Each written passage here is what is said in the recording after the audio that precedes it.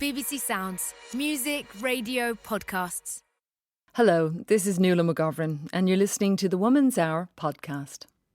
Hello and welcome to Woman's Hour. Well, if you tuned in yesterday, you'll have heard us discussing the idea of a minister for men.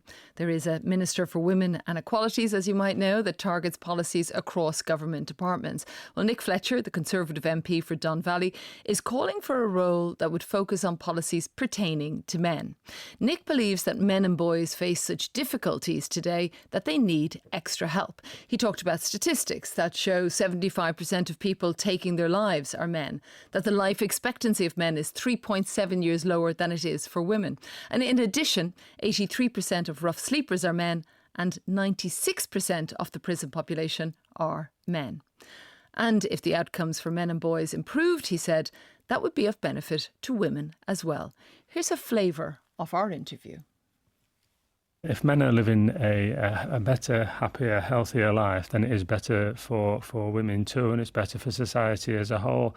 And when I became a member of the Parliament, it was one of the things that I wanted to jump on. I'm from Doncaster, and I see an awful lot of young boys and young men out there with little aspiration, and life's not given the best opportunities, and they tend to be neglected by lots of people within the authority and also government as a whole. We need to be addressing this. You'll know about the gender pay gap, the lack of women at the top table in companies, the fact that less than a third of MPs in the House of Commons are women. How would you respond to that? Do you feel the needs of boys and men are greater than that of girls and women? No, not at all. I've got a wife and a daughter, and I want them to have fantastic lives too, just as much as my son and myself. I mean, we've obviously over the last century, we've worked really hard to obviously with equality and to put women at the table along with men, which is super important. But we can do two things at once, and I think what we tend to have done, we've pressed and pressed and pressed for women to have equality, to have equal pay, to have equal rights, which is all right. It's everything that we should do. But I think at this moment in time, especially in over the last 10, 15 years, we are neglecting our young boys and young men that are coming through. I'm just wondering what that job would be for the Minister for Men. For example, would it be, I don't know, to talk about male privilege, for example, or for boys and men to understand the privilege that they have within society? Would it be that far-reaching? I don't think I ever felt particularly privileged. I mean, I think I come from a working class background, and to become a member of Parliament was one of obviously an actual wonderful thing. But I've got here through an awful lot of hard work. I don't believe it's necessarily through privilege. I believe, and I think that's what we should be doing.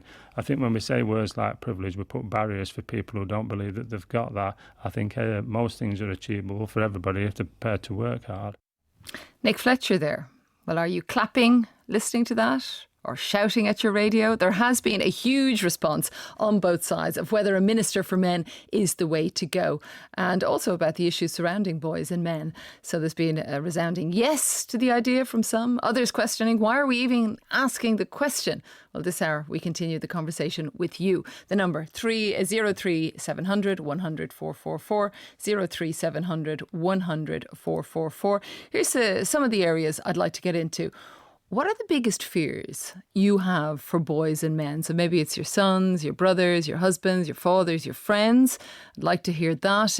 Also, what about the issues men face regarding work or health? We'll also look at the issue of violence. A question, has feminism gone too far? We spoke about that a little yesterday as well. And is the solution a minister for men? If not, what is? I'll also be speaking to Michael Conroy, who founded Men at Work, in a moment. But first, let's give you that phone number. You got the pen ready. 03 700 100 444, and also other ways. Text the programme 84844. On social media, we're at BBC Woman's Hour, or you can email us through our website. Some texts already coming in. Dear Woman's Hour, after listening to your male guest yesterday, it's clear what is needed is a minister for the abolition of the patriarchy, and I'm happy to volunteer for the role. Let me see another. Phil in Leeds. When most victims of suicide, homicide, homelessness and homelessness deaths, overall violence, street stabbings, workplace fatalities, in 2023 are men, you bet there should be a Minister for Men. It's more reasonable to ask, why haven't we got one already? Let me turn to the calls that are already coming in. Let me start with Belinda. Good to have you on the programme, Belinda. I say, do we need a Minister for Men? What say you? Yeah, I'm definitely clapping Nick Fletcher on this. I've been aware for a long time of the fact that there are a whole host of problems which are affecting men in ways that women aren't being affected. I mean, things that Nick Fletcher didn't mention are, for example, 95% of workplace Oh, I'm afraid, Belinda, your line was a little low and it sounds like it's gone down. Let me turn instead. But she was talking about the workplace and I didn't get the last word there. But Belinda, please get in touch and let us know. But you feel there was more issues than those raised by Nick Fletcher yesterday. Let me turn to Mike in Bedford. Hi, Mike. Welcome to Woman's Hour. Would you advocate for a Minister for Men? Absolutely, Nuala. My organisation, Justice for Men and Boys, was a political party for 10 years, and we had in our manifesto, which is still online, 20 areas, where the human rights of men and boys are assaulted by the state's actions and inactions, almost always to privilege women. And no feminist in the last 10 years has been able to point me to one area where the state assaults the human rights of women or girls specifically. Well, people would point to the fact that there's not equality in so many of the areas across society, whether we think about the workplace or indeed when it comes to healthcare. We deal with these issues every day. But what is your fear? Because I'd like to get to that first, Mike. Whether there's a young boy, let's say a 15-year-old boy now, what is your fear for him? Well, since 1987, the boys have been disadvantaged by the education system. That was the year that GCSEs replaced O-levels, and continuous assessment allows teachers' pro-girl bias to manifest itself in higher grades. And that what do you mean by that? Well, I mean, when exam grades were the result of examinations, then there was a consistency. And in fact, William Collins, in his amazing book, The Empathy Gap, Male Disadvantages and the Mechanisms of Their Neglect, shows that prior to 1987, boys and girls were doing really very closely, almost identically. But in 1987-88, when GCSEs replaced O-levels, there was suddenly a gender gap in favour of girls. And the only credible explanation I'm aware of for that is that continuous assessment allowed teachers pro-girl bias. But that is not proven. This is a hypothesis that you have, and it could be, in fact, that girls were becoming just more involved in school, that they were becoming more independent, that they were able to speak up. Yes, go ahead. Nuala, you haven't listened to me. I've just explained to you that in William Collins's book, the gender education gap started in 1987. And it's been with us ever since. And the only thing that changed in 1987 was the replacement of O-levels. I understand. And you've repeated that a couple of times. But that may or may not be. That is also, if it's not his hypothesis, it is yours. But what do you think a Minister for Men could do? Give the first priority that you would ask them to attack. It would be education? No, I think the first thing, well, certainly education very early on, but the appalling treatment of fathers in the family courts. Okay. Well, Mike, there are two issues, and thank you for bringing them up. And family courts is something actually we've been speaking about on Woman's Hour this week as well. I'm going to turn to Holly before I go to Michael, our guest who is with us. Holly, what is your fear when it comes to boys, perhaps at the moment? Hi, sorry. I've got a 3-year-old in the background who's just talking to me. I was calling not really because of a fear for boys, but more because I agreed with some of the things that you said yesterday, and I thought that a minister for boys perhaps was something that I would get on board with, whereas I wasn't quite so sure about a minister for men. I've been a teacher for over a decade, and and I do think that some boys are put off by the idea of feminism and by some of what we're trying to achieve by celebrating International Women's Day in schools and things like that. and that they could be more engaged with the whole issue. Why do you think girls are excelling compared to boys in the school setting? Well, I'm actually a teacher. I've been a teacher mostly in private schools, which is a whole different issue. But I'm not sure whether the stats would be the same in that situation. Whether girls are excelling more in that would be another interesting study. But I think more male role models would be a very advantageous thing for a lot of boys, and I think getting men into primary school teaching and all across the school system would help a lot of boys. Thank you, Holly, for your call. No, you raised some... it to be it works in that direction as well. You raise interesting points. That's Holly. Thanks to Holly and also Mike. And before them, Belinda. I'm joined on the line by Michael Conroy, who founded Men at Work, which focuses on unpicking some of the social influences on the values and beliefs of boys and young men, and how some of those influences can manifest in a range of problematic behaviours. OK, Michael, welcome to Women's Hour. A lot there already. What's your response to those calls? What would you like to pick up on?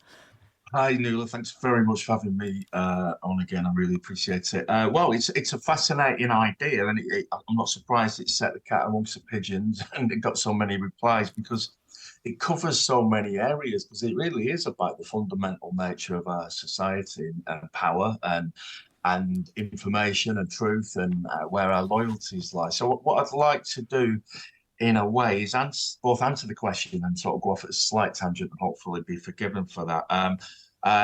The issues are super important, but we need to discuss what the issues are. I listened to Mr. Fletcher's interview yesterday, and I was troubled, as I was back when I watched there was an APPG, All-Party Parliamentary Group, on this proposal. There was a panel last year. I watched that. It was about an hour long. And I was troubled by the mentioning of really serious issues and then kind of non sequitur leaps to solutions that didn't seem to make sense. Now, look, one of them, I think perhaps was it in one of your tweets today, about thinking about men who are overwhelmingly the victims of violence. They are, yeah. We are, sorry. But we're the victims of male violence. And what we need to do, really, if we really care about boys and if we really care about men, we need to try and unpick cultural beliefs and social influence that teach so many of us that it's okay to treat each other violently and treat women and girls violently. That would be the single biggest bonus for men, I would suggest, in physical health and mental health, that could possibly be done. But it tends to be that the voices who are calling for Minister for Men, I find it slightly childish, if I could say that. It's almost like, you've got that, I want that. You've got that, I want one of them as well. You've got a pink one, I want a blue one. It's not really about the issues. It's more about a semblance of parity. And I think really, if we focus on the issues, male suicide, fascinating subjects, grimly fascinating. Yes, we are 70% of death through suicide, but let's move beyond that, which, in the course of my work previously, also as a mental health instructor, we have to do. Look at the stats. There is a reason for that. Men choose more violent methods, which are uninterruptible. The way we take our own lives is different on average to the way that women do. And that really matters. But we don't want to go into any of the specifics of that, of course. Absolutely not. I understand what you're saying, and I'll come to violence in a moment. But picking up on some of the calls, I thought Holly's was interesting. A minister for boys is needed, she says, not a minister for men. You go into schools, you speak to boys. What do you think of that proposal? I like it. It made me smile. I thought that's an interesting idea, and it would be very much in tune with the way I try and operate. It's like looking upstream. We need to look upstream and avoid a culture which is on permanent loop of picking up the pieces, applying band-aids. So if we could do really radical, holistic work with boys and young men to protect them from the awful barrage of negative influence to which they are exposed from their earliest experiences online, I think we'd be doing something really wonderful, and I'd be all for that. Whether it's a minister for or just some political will is a different question. Because having watched the thick of it, I'm aware that having a minister does not necessarily deliver good policy. Well, let me turn instead to Caitlin Moran, who is on this programme not so long ago about her book, which of course is looking into boys and particularly taking a look at some of the fears perhaps that they have within society. Let me play a little. It culminated on International Women's Day 2 years ago, where I was doing an event with half women, half men, well, boys and girls, 15, 16 years old. Thought I was there to talk about the problems of women and girls, and the boys hijacked it, basically. They were very angry, and they were saying things like, it's harder to be a man than a woman now. Women are winning and boys are losing. Feminism has gone too far, and using the phrase feminazis. Wow. And at that point, I became fascinated as a subject, because when people are angry, it's usually that they're scared. I think anger is fear brought to the boil. And it's like, why are boys scared of women and the progress they've had? And I was suddenly like, I need to scrap the project that I'm working on, and I need to write this book now, because there is a whole generation of boys, as we can see from the rise of Andrew Tate. Laura Bates's book, Men Who Hate Women, just details how big this problem is. And I think how generally unaware their parents' generation are of just how quickly and how rapidly this has spread. Well, Michael Conroy is going to stay with us, Michael, but I want to turn to Antonia, who is in Devon, getting in touch. You hear a little bit of Caitlin Moran there, talking about boys being scared, thinking that girls are winning. When you hear that, Antonia, what do you think? I think it's such a shame that we have got to a position where men and women feel against each other. Coming from the perspective of having an older son and two younger sons, there's definitely a problem here that we're not working together to fix the problems, but we're feeling on opposing sides. And I mean, when I speak about and hear about from Caitlin, you know, influencers like Andrew Tate, is that something you've discussed with your boys? Yeah, I think my older boy has definitely touched into the Andrew Tate sort of perspective, and he feels that there is a sense of having lost your identity as a man in society now. And I think they do need to definitely understand their privilege. They do have a privilege, and we still live in a patriarchal society. But also, I think boys have lost their idols, and they've lost the people that they can see themselves in. And they do need that as much as women do. So interesting. Stay with us, Antonia. I'll bring you in, Michael.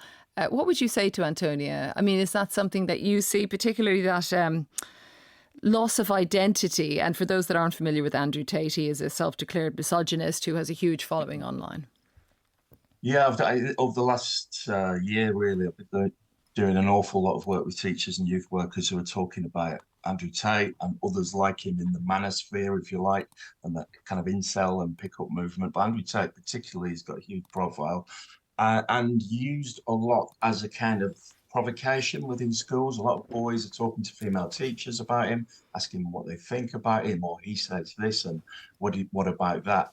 And there is a palpable sense of anger, and it's interesting, and fear. But I think it's very right to connect fear and anger. But men are trained not to talk about being frightened, but we can be angry. That's something that comes back over and over again every day. Yesterday, I was training teachers in the Wirral in a fantastic school. Last week in Belfast. Next week, Derby. You know, all over the place. And the teachers and the social workers and youth workers are saying that there is a feeling from a lot of boys and young men, 14, 15, 16, that a grave injustice has been done to them. And now that is a really interesting thought when you drill down. What is that injustice? You know, what is it we're supposed to have that we don't have? Can I bring in Antonia again? It's so interesting that you talk about your eldest son being influenced by Andrew Tate. Do you speak to him about that? I mean, you're obviously a woman, his mother. How does he feel about you? Or I don't know whether there's sisters or friends or cousins that are women. Well, I think it's always that you can disassociate from the people in your life when you're talking about Andrew Tate, for example. You don't then reflect on the women that he's being offensive towards as the women in your life. And I think, again, that's because we need to bring the conversation together, because women and men in family situations respect each other, and we should be doing that with the idols as well. And if we have a minister for men, maybe he can then present some more appealing idols for these men to feel that they have a voice through. So interesting. And thank you, Antonia. Michael, I saw you nodding at that point when Antonia says they disassociate those immediate women around them from that larger concept of women in society. Yeah, absolutely. That's such a common thing, is that we've got our women, our mums and our sisters and our partners, or whoever it might be, but then there are other women as well. That split screen is fascinating to explore with boys and young men. And what I'm all about is having really good, constructive dialogues with boys and young men about what it means to be a boy and a young man in 2023. Hooked up online to this kind of welter of messages and images. But people like Andrew Tate, just to roll back there slightly, is he's not got an intellectual appeal. He presents himself as a thinker and he postures there with his fingers pointing down and all that. But really, it's an emotional appeal to teenage boys, and he's a very good businessman. And that's his customer, if we can call it that. And what he seems to be doing is appealing to an artificially generated sense of grievance, which is entitlement, that you should be able to get what you want when you want it. And if anybody stops you, then they're in the wrong and you're the aggrieved party. And But is the aggrievement really there? I mean, is he tapping into something which is there? Because you talk about it being created, but can you create that from scratch? Yeah, I think you can. I think it's straight from the kind of white supremacist playbook, effectively, is that, or any racist movement. Okay. You tell a particular demographic that their ills, which may be very palpable and obvious, that poverty or poor housing or whatever it is not the fact, is not the problem of the cause, of the prevailing governmental system or class system, whatever it might be. It's those people there with different coloured skin. And this is essentially following the same thing, is that boys, young men, you should all be driving Bugattis and taking pictures of your breakfast in Dubai on Instagram and having hundreds of thousands of followers and having loads of girlfriends. And if you're not that, there's something wrong and you don't want to feel that it's wrong with you. So let's join together and say it's the fault of the Matrix, which is essentially a kind of conspiracy theory that women have emasculated men, robbed us of our rightful position of kings of the world, and we need to sort this out. It's a very troubling kind of message, really. Michael, let us take another call. We have John on the line. Hi, John. Welcome to Woman's Hour. Hello. Talk me through how you are seeing this conversation about whether we need a minister for men. Well, I would say definitely it wouldn't be the whole solution, but it's definitely a beginning. The education system is definitely changed since the 80s. There was only a few subjects where there was a massive difference between boys and girls in the 80s. And now girls are massively outperforming boys, and particularly in the poor areas where boys are really doing badly at education. And that is therefore giving them a terrible start, because they haven't got... There are no longer the jobs that require no education. Those, in general, don't exist. So therefore, they're becoming unemployed, disaffected, bored, and then possibly angry and possibly violent. And that is affecting the whole of society. Some might say that is a failure of levelling up, for example, or a failure of poverty policies, or a failure maybe of trying to bring certain areas, really, I suppose, at the heart of levelling up to an equal playing field with other parts of the country. Yeah, partly it is poverty and lack of investment in those areas, but it also covers the whole of the country, because you've got obviously nursery schools, you've got primary schools, you've got secondary schools, and teachers that are male are becoming less and less common. And we touched on this yesterday, John, because Nick Fletcher, the MP, was calling for more men to be role models within various professions, be it caring professions or teaching. But they are lower paid jobs, and they are not jobs that are attracting young men. It all depends where you're measuring it from. In areas of the north of England and the north of Wales, it's actually quite a well-paid job. But why do you think boys are not... beginning to aspire to go into those fields? Because there is a shortage, of course, whether we talk about traditional female roles like nurses, for example, or other roles within the NHS, or indeed teachers. I think it's partly society's view and possibly men's view of a man being particularly a nursery or primary teacher it's not a positive career as far as society is thinking. It's more of you should be doing something else. You should be doing something maybe with older children, maybe with tertiary education. And also, I think it's a bit of a fear of people judging them. What are you doing that for? Why are you teaching little kids? Why can't you deal with the older kids? Are you a bit, So it's something to do with society's perspective on masculinity. Exactly. It is exactly that, yes.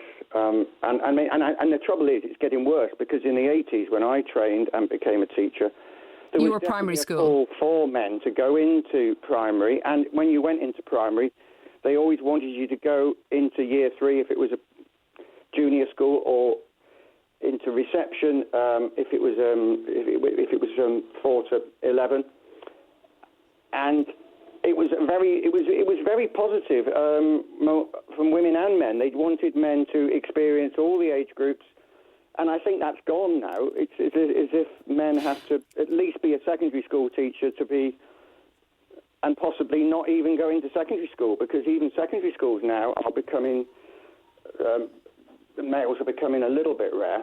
I understand you. You bring up some interesting points, John. Thank you so much for that. I'm just going to read some of the comments coming in. 84844. Media and advertising are not helping the situation by portraying men as being thick or quirky, while the women are shown to be capable and confident. There are so many ads where the husband is hopeless and the woman sorts everything out. If the same advert was shown with the roles being reversed, they would never be shown. That's Elizabeth. Here's another. I don't think that feminism has gone too far from it. However, equality works both ways. My son lost his virginity at 15 to an older girl nearly 17. We feel he had been coercively controlled and gaslit, but because he's a 15-year-old boy, this has not been responded to in the same way. If it were an older boy having sex, for example, with an underage girl. Another, we need to stop seeing this as a competition where we pit one side against the other. We must look at the reasons we're still not working as a whole and address that so we can all move forward together. Well, we're trying to do that today on Woman's Hour. Thanks so much for all your calls coming in. Let us turn to Katrina, who's in Devon. Hi, Katrina. Welcome to Woman's Hour. How do you feel about a Minister for Men? I'm quite angry about it. I think there would be a case for having a Minister for Men when women have achieved equality, and we haven't yet. But do you understand or take on board some of the points that Nick Fletcher was raising and some of my guests this morning as well, which is that if men were in a healthier position in society, that there was less anger or violence, for example, that would be a better society for women? Yeah, I agree. But I think the way that we get there is by women having a more equal voice in society. If we've got more MPs, more women in positions of power, where we're actually influencing the way our society looks, then we will be able to influence men to understand what the situation is, what women have been going through for all this time. It's interesting, though, isn't it? Because you will have heard this morning, Katrina, one gentleman, Mike, talking about he felt there was a bias towards an anti-boy bias in education. As he said, we also heard there from John about, masculinity and basically men not able to take certain roles, that it would be looked down upon. Couldn't a Minister for Men work to eradicate some of those thought patterns, for example, if in fact that it could lead to a more equal viewing of men and women, and maybe in fact if there is we know there is an education gap between boys and girls, to work on that and then eliminate some of that anger, because it could be a long time before we do have equality for men and women, as I'm sure you know. Yeah, and yeah, maybe a Minister for Men could address that, but I kind of think it would, in education, boys don't lose out in my experience. I am the mother of 3 boys who are grown up now, and they did well in education, but Perhaps it depends on the environment that they're in as well. I am married. My husband and I really encouraged our children to work hard and study and to look to going to university to improve their chances. And our boys really took that on board. They flew through GCSEs, enjoyed their A-levels. So I think it depends what your expectation of a boy is. And listen to this message that came in, Katrina. I'd like your thoughts and also Michael's. I'm a total believer in equal rights for women. However, boys have become emasculated. They daren't compliment a girl in case they're accused of sexism. They don't know how to ask a girl out without accusations. That is why Andrew Tate, self-declared misogynist, for those who aren't familiar with him, has become a must-read for boys. I was a teacher for 40 years and I saw how boys became confused about their role. And again, I think that can be addressed in education. We have sex education lessons in schools, but they don't talk about consent. And parents can be educated about consent as well. And for me, that isn't just about sex. It's about consenting to anything. It's teaching your children that you don't have to kiss your granny if you don't want to. You don't have to behave in these polite particular ways because that's socially acceptable. That everyone should be taught that they're autonomous. You don't have a right to touch people, to do things. And Katrina, might I ask, because you do have 3 sons, so you have your expertise in this area. Did you not come up against any fears, particularly some of the other issues we were talking about? For example, afraid, maybe when a lad goes out, whether he might encounter violence, for example, or might mistakenly say the wrong thing to a young woman or a girl, for example. Were they not any of your fears? Yeah, absolutely. When they went off to university, I sat 2 of them down and we sort of had this quite awkward, embarrassing talk where I wanted to cover their safety when they were out and about, because I'm aware that men are more likely to be the victims of violent crime than women. And also, if they were in a situation with someone and they thought it was going to go and they were going to have sex, that they needed to ensure that this person was capable of agreeing. You know what students can be like. Everyone is blind drunk. I was just trying to say to them, you must be aware of these things and just try to make them a little bit aware of what the world can be like. We live in Devon. It's quite safe and secure down here. We hadn't really experienced anything awful and they hadn't in their lives. But it's like you can't just go out into the world and trust everyone. You've got to look after yourself. So you had those conversations, but still no Minister for Men, says Katrina. Thanks so much for that call. Let me turn to Atto in the Midlands. How do you feel about a Minister for Men, and welcome? I think it's a good idea, and I think your guest yesterday, Nick Fletcher, made some very important points about it. It is a shame that some people are trying to make it like men against women, which it's not about. And I think your last caller said she wasn't happy about it because they wanted equality for women. It shouldn't be neither or. We can try and get to both at the same time. And I think you did even articulate that a minister for men could help achieve that. I think there's a lot about education that is needed.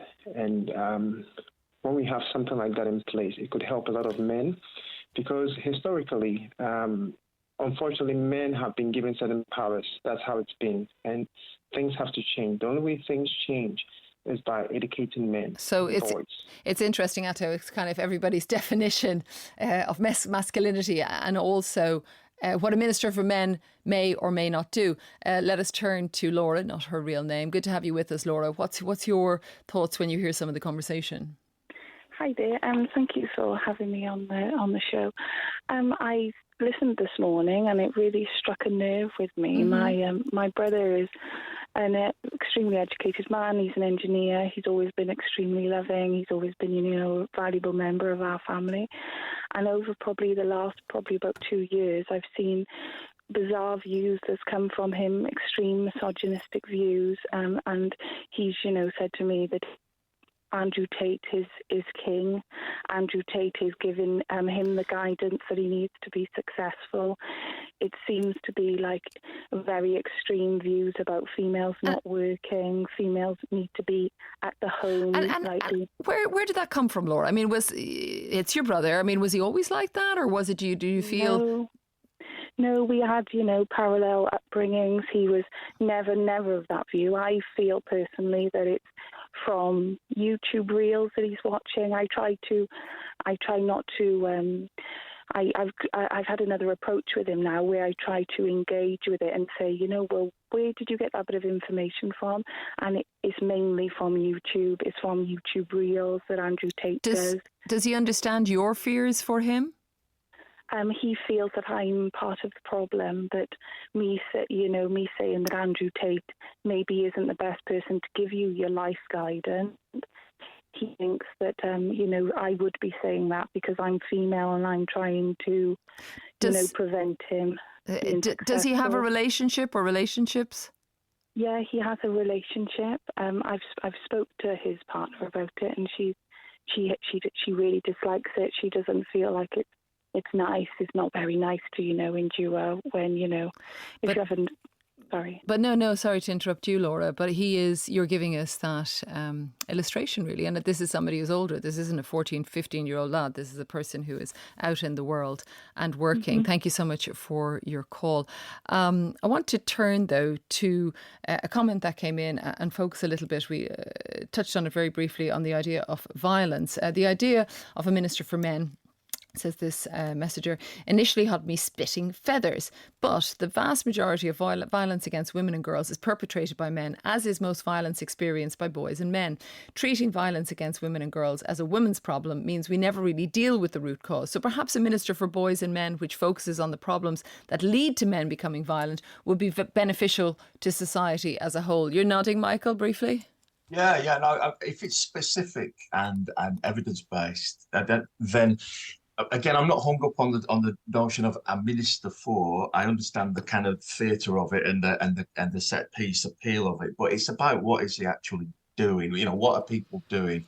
I'm absolutely all for sex-specific research and evidence about health, about mental health, about violence, about imprisonment, about homelessness, about success or otherwise in school. Absolutely, yeah, for sure. We do need it to be forensically clear about what happens to who and why, and who does what to who and why. That's why we need really robust sex-specific evidence across the board all the time. Just really picking up on that thing that Laura said about her brother. Sorry, that was really striking. Yeah. It's really striking that a grown man takes algorithms really are for under 21s, pretty much, males identified as that belonging to that demographic. And so it's really interesting. But again, the type of message is the kind of message that is peddled by racists or conspiracy theorists, that there are simple answers to your complex, multifaceted problems. And when somebody tries to sell you a tub of magic cream for a compound fracture, they will sell it, maybe, but you ain't going to get better. That's the real problem, is the issues are deeper and broader than any YouTuber is ever going to address. But rather than a minister for male violence, I would say somebody with a real genuine care about male violence towards men and towards women and girls would be ideal, but I ain't seen any of that at the moment, and that's the real problem. And homelessness, I was reading the Big Issue this morning, and Shelter, their reports recently. I'd recommend everybody has a look at them. If you Google Big Issue or Shelter and sex, well, they use the word gender, but I use the word sex, split, up to the minute reports. Really interesting to find that. In fact, I know that Nick Fletcher was talking about men are majority homeless. Well, he's talking about rough sleeping. He didn't say that, I don't think. And he said homeless. Well, we did speak people that are sleeping on the streets as well. Sleeping on the streets. We did. Or rough there were sleeping. Specific reasons for why there would be more males who are visible than females. We need detail, I think. And the problem is the headline and the soundbite. But detail is good. I have to say there's so many that have been getting in touch. Here's one. Of course, we need a minister for men. We cannot ignore the problems of half the population and pretend everything's fine. That's what every feminist has been fighting against for centuries. Traditional roles of women have changed, which means that traditional roles of men have changed. They need just as much as of support. They are people too. I want to go to a couple of calls as well. Many of you getting in touch as well. Michael Conroy is who you were listening to there just a moment ago. Our call out number is 03700 100 444. You're listening to Woman's Hour as we discussed whether we need a minister for men. Let me turn to Fiona. Fiona, we're talking about the issue of violence there. This is something that you've thought about deeply. Yes, we work with men who experience conflict or anger in their life, and we offer them coaching. And we've built up a really amazing community. A lot of our clients have become volunteers who work with us, and it expands at a rate that we never thought would happen. I believe we're encouraging them to talk. We improve their relationships, their work possibilities, the way that they connect with people, and them being able to talk about what anger feels like for them. And what do they say, life. Fiona? Oh gosh, it's so varied. Well, give me an idea. Okay, so it might be, we have a split. Sometimes it's work, so people are losing jobs. Sometimes it's conflict in the relationships, arguments, relationship breakdown, and we talk them through coaching, which is very client-led, ways that could help them. So it could be how to communicate. It could be, a lot of it is assertiveness. It's actually anxiety. Mm-hmm. It's often not anger. Mm-hmm. Scratch beneath the surface. It's anxiety a lot of the time. It's fear. That was mentioned previously in a few callers I heard. There's a lot more going on than meets the eye. However, because coaching is so flexible and our coaches are so they tailor to each man that they work with, they're able to get to the nub of what's going on for them and really allow them to search what's going on and talk in a way that they wouldn't normally. So we believe some of what we're doing is encouraging men to talk, which they don't always. And that comes back again and again, I think, in whatever area we're talking about, whether it's health, mental health, or communication or anger, as you discussed there as well. Andrew, you're in the Cotswolds. You say yes to a minister. Talk me through why. Andrew? Yes, absolutely. And primarily because... Yep. Hello, can you hear me? Yes, hear you loud and clear. Can you hear me now? Sure, I still can. Hello? Hello, I can hear you, Andrew. Maybe you're having... Yes, I'm very... I think there's a lag. That's okay. Just go ahead. Tell me why you think you'd like a minister for men. Because there's inequalities suffered by women and girls because they're women and girls, and there's inequality suffered by men and boys just because they're men and boys, but they're entirely absent, in my opinion, from the conversation on equality. And I think we, men and boys, really do need a formal political role to advocate on their behalf, to advocate for those issues. I mean, these issues have been touched upon quite a lot this morning. They're undeniable. They're very real. Suicide rates, dropping out of education. One of the things that hasn't been mentioned was the lack of support for male victims of domestic abuse. Mm-hmm. And it's something that there's just the very even though there are more male MPs than female MPs, male MPs do advocate very strongly on behalf of issues affecting women and girls. As well they should, but there's so few advocating for issues impacting men and boys. Just the very fact that this conversation is controversial, I think, is evidence of that. Andrew, thank you very much for your call. And, when Nick Fletcher did bring it up in Parliament, sniggers was the word that he used, actually, how it was received. The majority of parliamentarians are men. Make of that what you will. Lots of messages coming in. Yes to minister. We should have a minister for men. Many issues are different, but in need of focus. Here's Michelle. She says, I do hope this would mainly be based around teaching and training about misogyny, violence, sexual harassment and consent. It should be training related to make men understand about their role in society. More empathy is required in their makeup. Michael Conroy is with us as well. Briefly, Michael, you speak with young boys and boys and young men. Is there a way to intervene to stop violence in its tracks? There are lots of ways. It depends on the cause of the violence, I think, and the cause of the violence will dictate the best approach and the best people to deliver the interventions. But what we cannot deny is that the majority of interpersonal violence in the UK is committed by males on males and on women and girls. So we need to just start from that premise. If there were a minister for male violence, that might be interesting, and whose sole task is to work out why that is happening, why we are so at risk from each other as men. What about some of the points that were brought up there by our listener? For example, she talked about anxiety and a lack of assertiveness and fear being behind the anger. Anger, we know, will lead to violence. Yeah, anger is it's an interesting one. I mean, I do some work with adult male domestic abuse perpetrators, in collaboration with Women's Aid in Manchester. And anger is a really interesting topic of discussion there because it's much used and little understood. But often in conversations with boys and young men and with the teachers who are trying to work with them, we look at the picture of the iceberg with the pointy bit at the top, which is the capital A of anger. But what is beneath the water? Well, we've got frustration, vulnerability, regret, fear, trauma, loss, all kinds of vulnerability, all kinds of stuff that the problem is, though, that the script that we're offering boys is not to talk about those things or to see those things as shameful because they're what are supposed to be experienced by women. So fundamentally, many of the problems we're looking at here are actually the root cause is the fact that we're culturally influencing boys and young men to see women as less than us, and therefore they have a certain set of emotions and characteristics. And if we have any of them, we become less than we should be as men. Yeah, I understand what you're saying. I want to go from violence to some of the figures and another issue that was raised by Nick Fletcher yesterday, which is about health. Mental health. 75% of people taking their own lives are men. We've talked about that.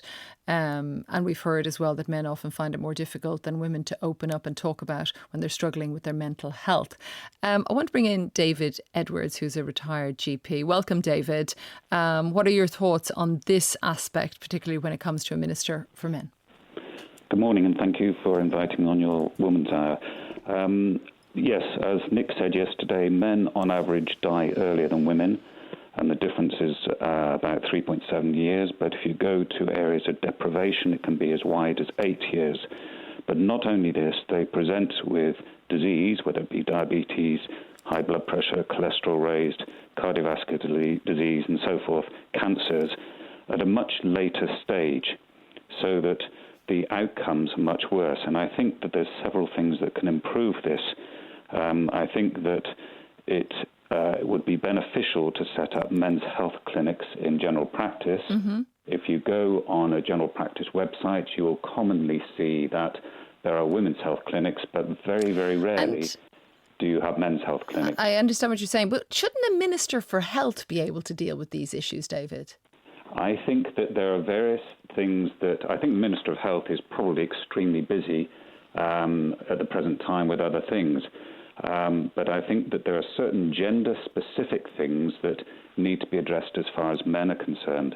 And the other thing that I think is important is the fact that women can play a very important part in getting the men to seek help, because I think that in general men are weak, feeble creatures. They're as stubborn as mules and literally need to be dragged to see the doctor. Now, you said that, not me. I know, I agree, and I say this commonly when I'm lecturing.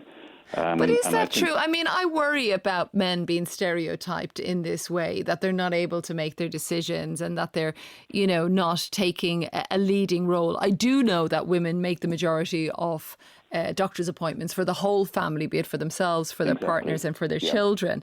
Yeah. But they're not really feeble. What is stopping them picking up that phone and going to the doctor?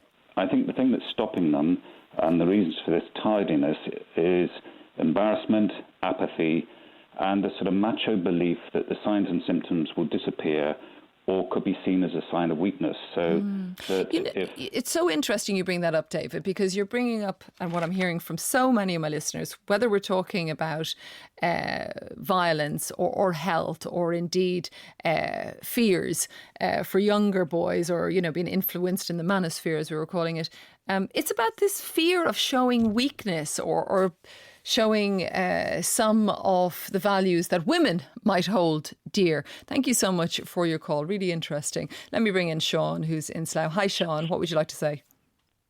Hi, good morning, Nola. Can you hear me okay? Yeah? I sure can. Right. I've been thinking about this subject for a very long time. I'm a male in my early 60s. I was a teacher for many years. I have a son and a daughter. My son is 32. He's had 3 friends commit suicide since he was 17. My goodness. My daughter is a clinical psychologist, and she works with young women. So I really, really I want to avoid it being a men versus women, boys versus girls situation. There are so many issues, and my mind has been exploding with all the contributions that I've heard so far. But I think at the very, very core, coming from the left, we have always looked at things through structural inequalities. We have tried to avoid blaming any individual group for the problems which they are experiencing. I did all the marches for various things through the years, the 80s and 90s, etc. We would never have blamed an ethnic group, for instance, for the fact that they have maybe slightly more violence, or they don't achieve economically or educationally. We obviously saw the structural barriers in society that kept women back for many, many, many years. We looked at structural barriers against gay people in many, many ways. This is the only area where I hear again and again and again, we actually blame the ones who are suffering. Well, boys are like that, men are like that. And it can be said in in an offhand way, in a kind of almost kind way, But if we were to really let's look and see what's going on here. The facts are that in schools, and this has been mentioned so many times, I remember speaking to 4 very, very high achieving young men in a very good school, not very far from Slough. And one was a Sikh boy, another was a Muslim boy, another was a black British boy, and another was a white British boy. And all 4 of them said they listened to Andrew Tate, and he was telling the truth, and the schools were lying to them. And it was the most horrifying thing ever, because these were not angry young men. These were high-achieving men, high-achieving young men. And I have seen the crisis in men right across. And so, Sean, just before I let you go, is it a minister for men that you feel would be able to tackle some of those issues that you've raised? You know what? I don't know about that. But if there was a minister for men, let it be a woman. That's so interesting you say that, Sean, because I also got one from Phil. He says, if there's a minister for men, it may as well be a woman. It would be an impossible job for a man to do. Can you imagine the scrutiny? Another message from May on email. No one has mentioned the vast social economic differences that there are between boys. The education system fails too many boys, but class and race is a massive issue. A minister for boys is just a sticking plaster. The issues with boys goes so much deeper. Boys are still being raised as if macho is the only way to be. We must raise our sons differently, and a minister for men is not the answer to that. And I was just struck with this one that came in from Carlos, going back really to the beginning, to fears. My biggest fear is that, for my son, is that he'll be sifted out of job application processes due to his gender, as I have, and it has broken me. I'm sorry to hear that, Carlos. Let us return, Michael, to some of the solutions just in our last few minutes. And thanks to all our listeners who have got in touch, I have to say. They've thought about this deeply, I can tell. Coming back to the idea of a minister for men, what would it even look like after what we've heard?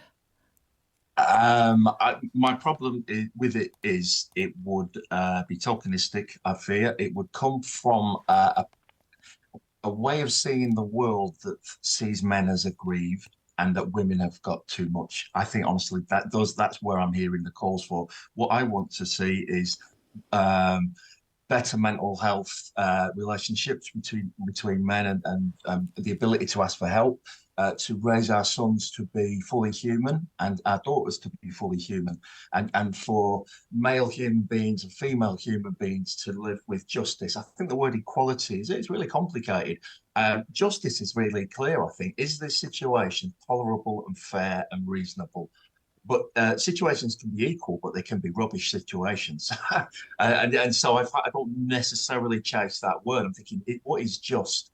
And there are certain situations that are unjust for women and girls and unjust for boys and men. However, the architects of those situations have been historically men, and we need to be grown up enough to accept that and not shy away from it, and bring together the best brains of our researchers across the country to talk about why are men behaving in these particular ways, which are harmful for them. It's about loving men and boys and loving men and women, because we all matter, we're all human. And some that are modern phenomenons, and some that are, of course, rooted so much in history. I want to try and just get one more call in, Michael, before we end. Andrew in Islington, welcome. You are thinking solutions. Give me one in 30 seconds.